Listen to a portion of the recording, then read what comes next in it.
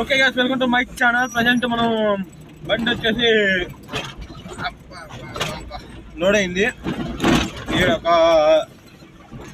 వినుకొండలో ఒక 60 బస్తాలు ఎత్తుకున్నా.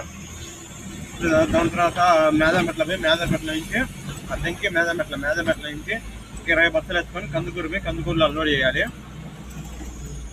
ప్రజెంట్ ఇది అద్దెంకి టు మన వినుకొండ సింగిల్ రోడ్ ఏనుపాలెం ఆ రూట్లో ఉన్నాను.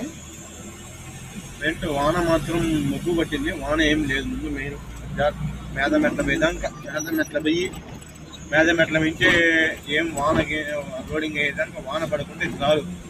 ఈ మధ్య కొన్ని సిచ్యువేషన్స్లోనూ ఈఎంఐ కానీ కొంచెం ఇటాని ఈ నెలలో ఖర్చు తిరిగింది, 10 రోజులు బండి తిరిగిందంటే.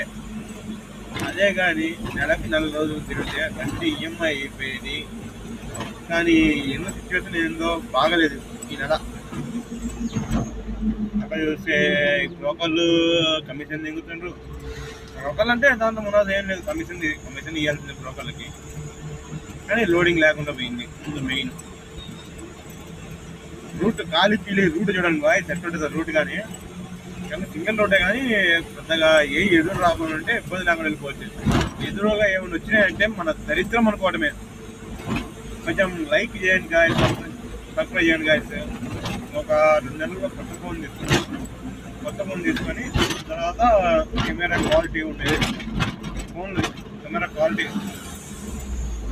క్వాలిటీ ఏ ఫోన్ బాగుంటుందో ఆ ఫోన్ తీసుకునేది. మంచి వీడియోస్ మంచి మొత్తం అప్లోడ్ చేస్తాను గాయస్.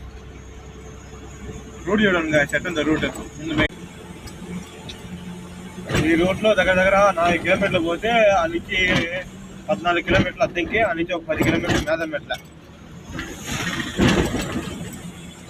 ఇప్పుడే మనం ప్రజెంట్ ఏనుపాలెం దాటాము. ఏనుపాలెం దాటి దాని తర్వాత కొంచెం నొప్పి అనేది లేచింది. కానీ వాన రాదు, ఇంకా దైన్యం కాదు. లోడింగ్ పాయింట్ల మీద వాన పడకుండా చాలు. వివాసంగా తర్వాత అది ఏం చేయాలి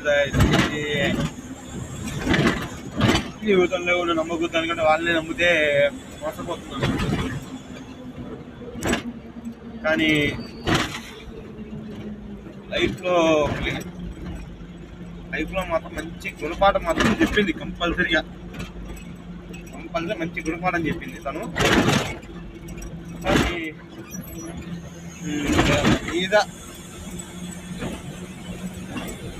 ఈ వీడియో అయితే ఎంత చేస్తాను గాయస్. కొంచెం లైక్ అండ్ సబ్స్క్రైబ్ మాత్రం చేయండి గాయస్, కొంచెం సపోర్ట్ చేయండి గాయస్.